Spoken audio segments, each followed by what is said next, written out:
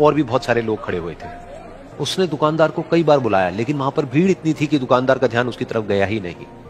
और फिर उस बच्ची को थोड़ा सा गुस्सा आया तो उसने अपनी मिट्टी की गुल्लक लेकर के वहीं काउंटर पर जोर से रख दी, जिसके बाद में जो दुकानदार था और जितने भी लोग खड़े थे वो सब उस बच्ची की तरफ देखने लग गए। और फिर उस दुकानदार ने उस बच्ची से पूछा, बेटे आपको क्या चाहिए? तो वो बड़े ही भोलेपन से बोली कि मुझे एक चमत्कार चाहिए। ये सुनकर के दुकानदार को कुछ समझ नहीं आया, ना ही वहां पर जो लोग थे उनको कुछ समझ में आया, और सब उसकी तरफ देखने लग गए। फिर दुकानदार ने बोला, बेटे चमत्कार तो यहां पर नहीं मिलता है।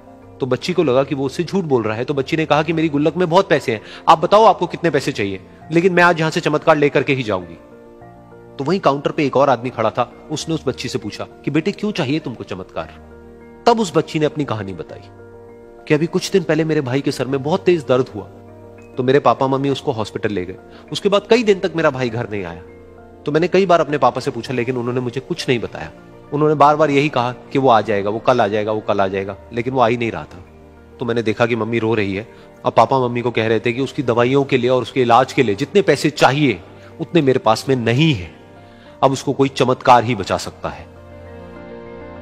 तब मुझे लगा कि अगर मेरे पापा के पास में इतने पैसे नहीं भी हैं तो क्या हुआ, मेरे पास में तो है। तो मैंने जितने भी पैसे जोड़ रखे हैं वो सारे लेकर के मैं इस दवाई की दुकान पर आई। फिर उस आदमी ने उस बच्ची से पूछा, कितने पैसे हैं तुम्हारे पास में? ये सुनते ही उस बच्ची ने अपनी गुल्लक उठाई, जमीन पर फेंकी और तोड़ दी, और पैसे गिनने लग गई।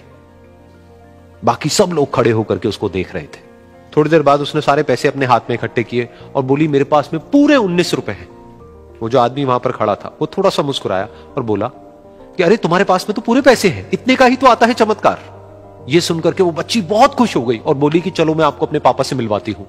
बाद में पता लगा कि वो आदमी कोई आम आदमी नहीं था, बल्कि एक बहुत बड़ा न्यूरोसर्जन था, और उसने सिर्फ 19 रुपए में उसके भाई की सर्जरी करी, और कुछ ही दिन बाद वो ठीक होकर के घर वापस आ गया। फिर कुछ दिन बाद वो बच्ची, उसका भाई, उसके पापा, उसकी मम्मी, चारों एक साथ बैठे हुए थे और बात कर रहे थे। तो उसकी मम्मी ने उसके पापा से पूछा कि अब तो बता दो ये चमत्कार आपने किया कैसे? तो उन्होंने अपनी बेटी की तरफ देखा और बोले, ये चमत्कार मैंने नहीं, इसने किया है।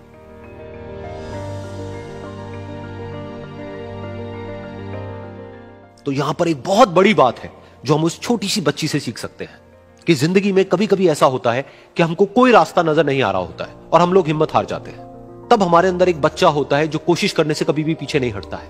वो हार मानने को तैयार नहीं होता है क्योंकि उसको ना शब्द समझ नहीं आता है। वो बच्चा जिसके लिए कुछ भी नामुमकिन नहीं है, क्योंकि वो हर हाल में कोशिश करता ही रहता है।